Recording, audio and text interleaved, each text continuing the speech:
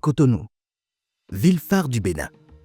Un carrefour vibrant, une cité qui ne dort jamais. Bien avant ce mouvement perpétuel, avant les lumières, les klaxons et l'effervescence des grandes avenues, Cotonou était déjà bien plus qu'un simple point sur la carte. C'était un seuil, un lieu où l'on venait échanger, chercher l'ailleurs ou simplement traverser. Aujourd'hui, Cotonou est devenue la capitale économique du Bénin. Une ville de près d'1 million d'habitants où, chaque jour, des milliers de destins se croisent. Et au cœur de cette ville qui avance sans cesse, une question demeure. D'où vient ce nom qui traverse les époques ?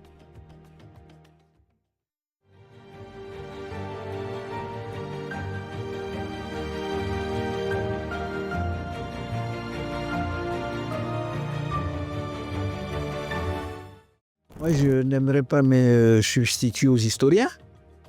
Je ne suis pas historien, mais il faut dire que dans le domaine, j'ai pu faire quelques recherches parce que j'ai eu la chance entre 1984 et 2004 d'être correspondant d'une radio internationale qui, dans le cadre de l'animation de ces émissions, m'avait demandé un temps, en ma qualité de correspondant béninois, de leur faire un certain nombre de petits travaux sur la ville du Bénin, dont Cotonou principalement, histoire de mieux faire connaître mon pays à l'extérieur.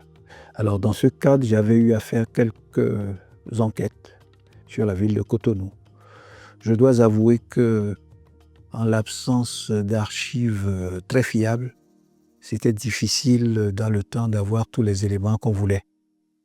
C'est vrai que certaines personnalités, certains sociologues, certains historiens ont eu à faire un certain travail donné sur Cotonou, mais il faut dire que là également, ils ont pu faire ce qu'ils pouvaient faire. En l'absence de témoins, c'était vraiment difficile. Je pense par exemple au travail fait par M. Émile Désiré Ologoudou, un sociologue qui s'est fait accompagner de M. Afogolo Edmond, avec une préface d'un ancien président du Bénin qu'on appelle M. Émile Derlin Zissou. Alors c'est des personnalités qui s'intéressaient vraiment à la chose publique dans le temps, qui ont eu à faire une enquête sur Cotonou. Ils ont fait un travail qu'ils ont appelé « Regard sur la ville », avec des traits d'histoire. Ils ont beaucoup dit sur la ville de Cotonou. J'ai eu accès à ces documents, mais ce qui ne m'a pas empêché d'aller voir un certain nombre de personnalités pour savoir, ou bien de personnes, pour savoir Cotonou, c'est quoi. Alors, à ce sujet, il y a eu un certain nombre de versions, beaucoup de versions, d'ailleurs je dois dire, qui ont circulé sur l'appellation que porte aujourd'hui notre capitale économique. Il y a eu beaucoup de versions, mais ce qui est intéressant, c'est que toutes ces versions-là s'accordent au moins sur un point, à savoir que Cotonou est une déformation du nom originel. C'est-à-dire que, le colon a mis Cotonou, mais en fait, nous, dans notre culture, rien ne s'appelle Cotonou. C'était Cotonou. Alors, lorsqu'il s'est agi pour le colon d'écrire cette appellation, il y a eu cette déformation qui est intervenue, d'ailleurs, comme pour la plupart des villes africaines, d'ailleurs. La plupart des villes africaines, quand vous leur donnez le nom local, c'est difficile pour le colon d'avoir à l'écrire. Cotonou également a souffert de cette déformation, s'appelant Cotonou. Alors, à ce propos, je vous ai dit que beaucoup de versions circulaient. Beaucoup de versions. Il y a eu celle de M. Désiré Émile Ologoudou dans son livre « Regard sur la ville ». Il y a eu, celle qu'on m'a racontée. Moi, parmi les versions qu'on m'a racontées, j'ai trouvé 2 très, très intéressantes. Et ce sont d'ailleurs ces versions-là que j'ai eu à servir à la radio qui m'avait commis à la tâche. Alors, la première version, par exemple, c'était que Cotonou, ce n'était pas une grande ville. Cotonou tournait autour de quartiers qu'on appelle aujourd'hui Placodi, autour de l'ancien WAF. le wharf qui est l'ancêtre, si vous voulez, du port que nous avons aujourd'hui. Donc Cotonou, c'était une toute petite localité qui tournait autour de la lagune, la mer, le wharf. Voilà, ça ne dépassait pas cette superficie-là. C'est par la suite que Cotonou s'est agrandi, hein, comme toutes les villes d'ailleurs. Si Cotonou compte beaucoup de millions d'habitants aujourd'hui, ce n'était pas le cas dans les années où je vous parle. Alors donc, il y avait un bras de lagune du côté de Placodie qui était dans le temps infesté de crocodiles de caïman. C'est comme vous voulez, hein. Ceux qui m'ont parlé dans le temps m'ont dit crocodile caïman. Bon, c'est deux reptiles, on ne fait pas généralement le distinguo. Alors ce bras de lagune était infesté de caïmans ou de crocodiles. Et ceux qui habitaient le quartier, les plats, vous savez, ils aiment bien la nage. Alors chaque fois qu'ils allaient nager dans ce bras de mer, ils étaient littéralement broyés par des caïmans. Donc vous voyez. Et lorsque on les recherchait, on ne les retrouvait jamais, les caïmans, on avait fait un festin. Et chaque fois que les gens devaient se rendre dans ce bras de lagune-là, ils disaient, on va à la rivière où on rencontre la mort au bout. Donc au cou étant la mort, to étant, si vous voulez, la retenue d'eau, Cotonou.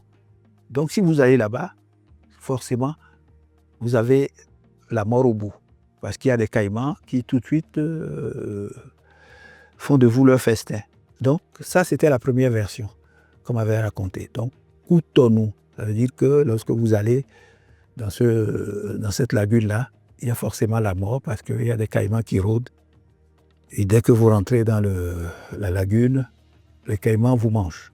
Donc vous retrouvez la mort. Voilà, une première version de ce qu'on m'a servi. Je dis, c'est assez réfléchi comme version, c'est pas mal. Mais il y a une autre version également qui m'a été servie. C'était que, il y avait effectivement, ce qui est permanent, ce qui est présent dans l'histoire, c'est qu'il y a toujours la lagune qui est à côté. Alors, cette fois-ci, on me dit dans la deuxième version qu'il y a un monsieur qu'on appelle Oku. Vous savez qu'aujourd'hui au Bénin, il y a des familles qu'on appelle Oku. Oku. La famille Oku, c'est des familles qui existent au Bénin. Alors, il y avait un monsieur qu'on appelait Oku qui vivait en face de la lagune et qui était un cyclope, c'est-à-dire quelqu'un qui avait un œil comme ce qu'on a vu dans l'histoire. Alors, le monsieur habitait en face du bras de mer. Et chaque fois que les gens devaient se rendre à cette lagune-là, ils disent, on va là où habite Oku Siton. Alors, Oku, là, en ce moment, ce n'est pas la mort comme on a eu à le définir dans la première version, mais c'est le nom du monsieur qui habitait en face de la lagune. Donc, à chaque fois, on dit, Gay Okuton. Donc, je vais à la lagune où habite Oku. Vous voyez, ça fait deux versions, c'est intéressant. Moi, j'ai trouvé que, c'est pas mal aussi comme version. Je n'ai pas le choix à faire. N'ayant pas été témoin de l'histoire, ne connaissant vraiment pas les choses, comme je l'ai dit, et n'ayant pas eu accès à des archives très très fiables, c'était difficile pour moi d'avoir à choisir entre ces différentes versions. Cotonou aujourd'hui qui est devenue une très très grande ville, alors les personnes qui ont été témoins au départ vous localisent Cotonou dans un tout petit périmètre autour de la lagune. C'est après que la ville s'est étendue. Beaucoup de gens y sont arrivés. Généralement, on dit que personne n'est de Cotonou. Les gens sont venus d'un peu partout parce que dans l'histoire, on a vu que Cotonou était sous protectorat du royaume d'Abomey avant de passer sous le protectorat français. Donc les gens venaient d'un peu partout. Ça veut dire que les rois d'Abomey dans le temps avaient une certaine emprise sur tout ce qui se passait ici, pouvaient prélever la dîme et tout ça là, sur la ville de Cotonou. Donc les gens sont venus d'un peu partout. C'est vrai qu'aujourd'hui, personne ne se réclame être de Cotonou parce que les habitants de Cotonou sont toujours venus quelque part, peuvent être de Porte-Nouveau, de Kétou, d'Adia, d'Abomey, de Natitengou et tout ça. Mais est-ce que foncièrement, aujourd'hui, on pourrait dire qu'il y a des gens qui sont de Cotonou? Je ne saurais le dire. Peut-être que l'histoire nous dira un jour. Peut-être que les gens, à force... d'avoir créé beaucoup de générations aujourd'hui. Peut-être qu'une prochaine génération pourra s'estimer de Cotonou, mais je crois qu'au départ, les gens sont venus d'un peu partout pour peupler cette ville-là qui s'est étendue, qui aujourd'hui est considérée comme la première ville du Bénin, de par son étendue, de par sa population, de par son importance commerciale, de par son importance même politique. Il faut dire que Cotonou aujourd'hui, bien que Porto-Novo soit la capitale administrative, comme on le dit, Cotonou a quand même une longueur d'avance sur toutes ces villes-là, de par toutes les activités qui sont gérées, de par tout ce qu'on y fait, de par la population, de par la politique. Et je suis sûr on peut expliquer la chose par le commerce. Hein. Le commerce, Cotonou est devenu très très important parce que les activités commerciales ont pris le pas sur tout le reste. Vous voyez, même aujourd'hui, beaucoup de gens viennent d'ailleurs pour faire le commerce à Cotonou. Les gens, à longueur de journée, font la route Cotonou-Porto-Novo, Porto-Novo-Cotonou, font la route à Bomé-Cotonou, Ouida-Cotonou et tout ça. Et puis, bon, comme l'administration aussi, à un moment donné, s'est installée ici, voyez, Cotonou a pris l'importance qu'on lui connaît aujourd'hui. Cotonou, ville forte et fière, dressée entre les eaux et le vent. Nos ancêtres ont vu naître ses premiers pas. Aujourd'hui, nous en sommes les témoins privilégiés, ceux qui admirent, jour après jour, sa transformation et son élan.